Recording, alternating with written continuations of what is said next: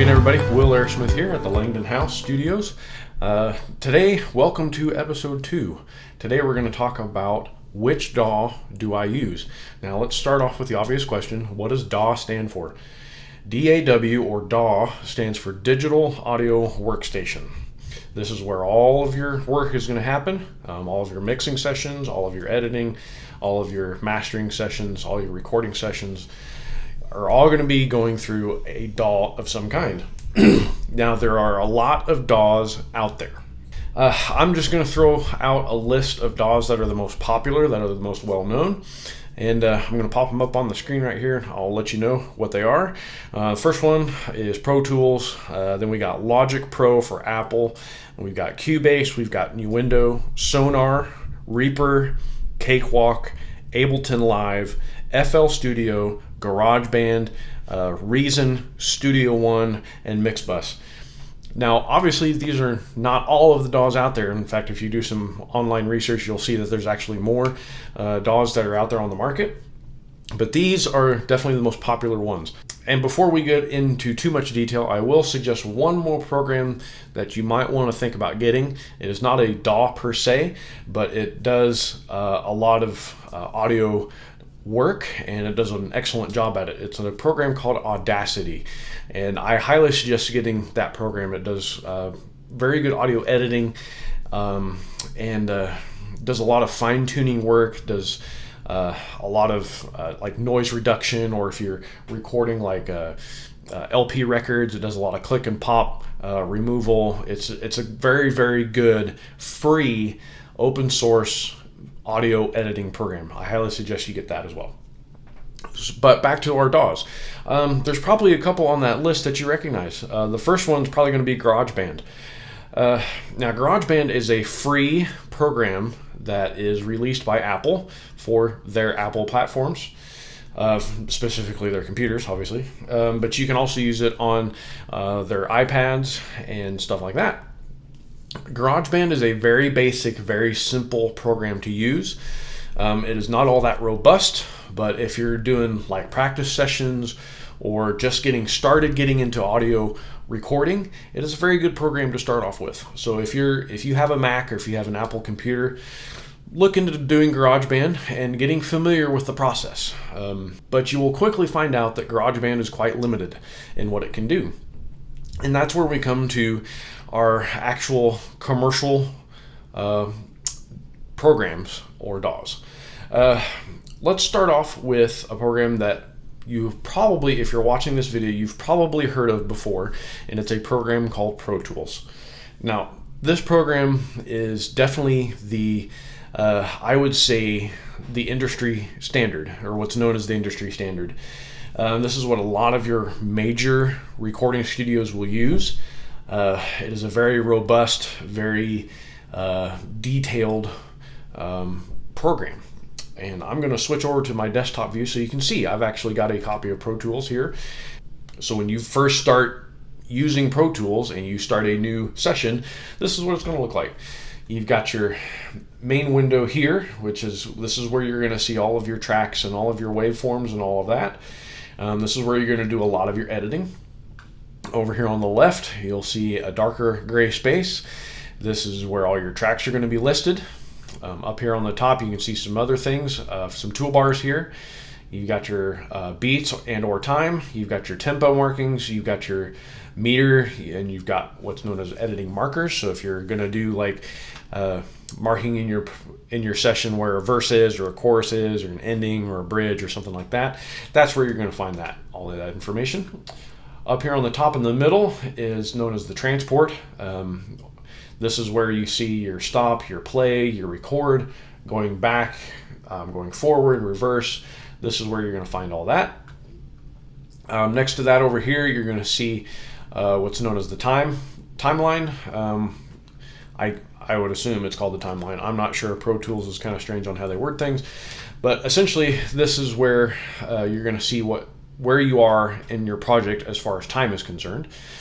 Here's all your major editing functions here next to it. We will definitely go over more of that in more detail a lot later. And then, of course, all of your menu bar up at the top. And then they've got a separate window for your mixer. Obviously, I don't have anything up right now, but this is where you'd find all like your faders, and you'd see a lot of things over here as far as where your plugins would be and whatnot. But overall, that is the basic setup of Pro Tools. Now, a lot of your sessions in Pro Tools are going to be done through that editing window, the first window you saw. And a lot of your DAWs will look fairly similar to that. A lot of your DAWs you have to pay for. You either pay a large upfront cost for that certain version, or you can pay a subscription. Pro Tools now offers both. You can do either an upfront cost, or they highly suggest doing a subscription model, which I suggest as well. It's actually cheaper, but you still have to pay for it. And the Pro Tools has different tiers that you can use. They have the very, very absolute basic tier. They have the middle tier, which is the one I have, and then they have what's known as the HD tier, which goes into like movie editing and surround sound and Dolby Atmos, and it does all the fancy gizmos and bells and whistles, which we're not going to go into at all in this series, simply because it's way beyond the scope of what this series is supposed to be about. I don't personally prefer Pro Tools. I find it to be a little bit, there are some quirks, I should say, in the program that I don't really understand why they're there. And I don't prefer Pro Tools personally. I just don't like the way the workflow needs to happen. I don't like how things have to be set up in Pro Tools. I just think, I prefer a different program. The program I prefer is the one that's called Reaper. And I'm going to show you what Reaper looks like here. This is a basic project in Reaper. Now you'll notice a couple similarities between Reaper and Pro Tools. Number one is your editing window here. This is where all of your tracks are going to be, just like in Pro Tools. Over here on the left is where all your tracking listings are going to be. As you can tell, this is what the track will look like. But I'll get into more detail here after a while on how to do all that. The transport is down here on the bottom instead of the top. I chose to put it on the bottom because that's mainly where I'm looking, but that's just how I have it set up. You can set it up differently. You can actually have it as a separate window. Pro Tools will do the same thing. And then you've got your main editing functions up here on the top left-hand corner, and then, of course, all your menu options. Now, as you can tell, the layout of Reaper, in my instance, is a little bit more basic than with Pro Tools. I like to have as much visual workspace as I can. I don't like having a whole bunch of toolbars in the way. To me, Reaper, this version of Reaper that I use is more conducive to how I work. The other main reason why I like Reaper is it's free. They do suggest that you pay for a commercial license, but you don't have to. They don't lock the system down and really limit what you can do with Reaper if you don't pay for it, which is exactly what Reaper is all about. If you can go onto YouTube and find interviews of the guy that actually wrote this program, and he will flat out say that their company that Reaper is released from, they're not in it to make money. At least a lot of money. They're in it to, they still have to make money to pay the bills and, pay the guys that write the program, but they're not in it to, make a humongous profit and do all this other stuff on the side. They are in it to make a program that is very accessible, very user-friendly, very flexible, and I believe they've done a wonderful, absolutely gorgeous job with Reaper. It is a very stable program. It doesn't crash a whole lot. Even if it does, you can send them bug reports and they will usually fix it right away. I mean, there's not a whole lot of other companies that will do that.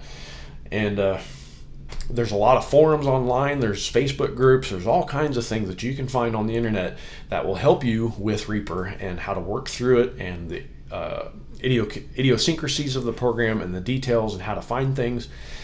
It is a very, very flexible program. Number two reason why I like Reaper is that it doesn't take up a whole lot of space. I believe the whole program is maybe 64 megabytes large. It's not that big. Whereas like Pro Tools is multiple hundreds of megabytes, and a lot of your other DAWs are quite large programs. Reaper is not. It's not a very labor-intensive program for your computer to run. Number 3, as to why I like Reaper, it is very customizable. You can go onto the internet and you can find all kinds of different layouts and templates of how Reaper can look, and there's a ton of them out there. I like using just the basic format. To me, it's very pleasing on the eyes. It's dark. It doesn't flash me in the face. It's very easy for me to work around Reaper just with the default look and the default template. I'm not going to go into a whole bunch of detail as far as the inner workings of Reaper. You can find out all that information on the internet. Wikipedia is a great tool. There's forums online you can look at. Needless to say, Reaper, if you're into the computer programming language, Reaper comes with its own computer program language that you can write, where you can customize pretty much anything you want. You can make your own plugins, you can change the layout, you can change the look, you can do pretty much whatever you want to with Reaper. It's an excellent program. I highly suggest, once you get into the program, if you find yourself using it a ton and you start making money off of doing projects for other people or other groups or whatever you do, I highly suggest eventually getting and paying for the license for Reaper. And I'll be quite honest with you, the license isn't all that expensive. The commercial license, if you have a large company that uses Reaper, or a large studio, their commercial license is about $225, which is a heck of not a lot. It's really not all that expensive. If you get the regular license, it's like $65. You can't find another DAW anywhere that's going to cost that little and do everything that Reaper does. And it's a one-time fee. You pay the fee once, you pay the license fee once, and you can use it on any number of computers that you have. I have 2 that I use. I have my Surface Pro and I have my laptop. Both of them, I have Reaper on both machines, and it works just fine. You don't have to go, like with Pro Tools, you can only do Pro Tools on one computer, as far as I know. And you have to have what's known as iLok, which is essentially an anti-pirate program. They give you like little USB dongles that you can take with you, or via the cloud through the internet.